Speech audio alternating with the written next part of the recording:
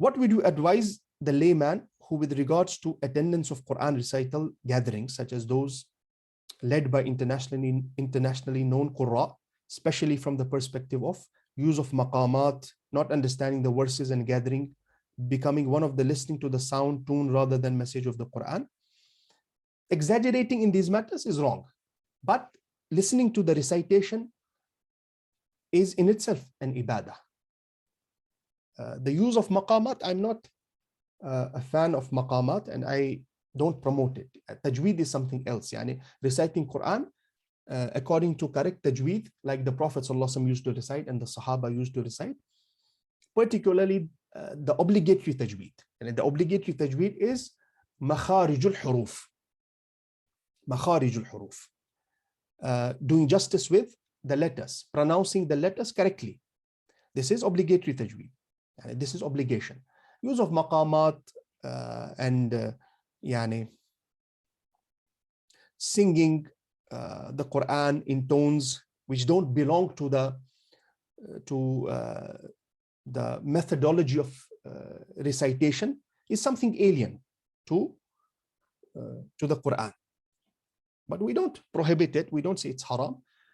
So the purpose of reciting the Quran is reflecting on it, applying it in our lives. Memorizing the Quran, the purpose is not to show your skill in gatherings, but rather to recite it in the depths of the night, to worship Allah subhanahu wa ta'ala by reciting the Quran, understanding the Quran. So Quran gatherings, tilawa gatherings are good.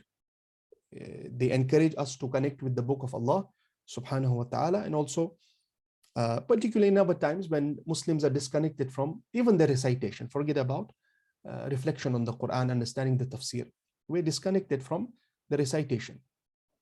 In the past, the Sahaba, the times of the Sahaba and Tabi'in, if you read the riwayat in this mas'ala, you will see they were connected with the book of Allah.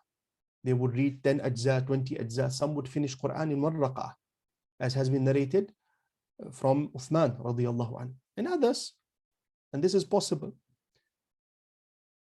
So they were connected with the Quran. We need encouragement.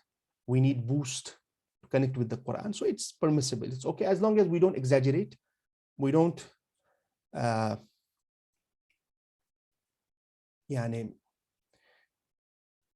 we don't take it as a habit, because tajweed is something else and singing the Quran is something else.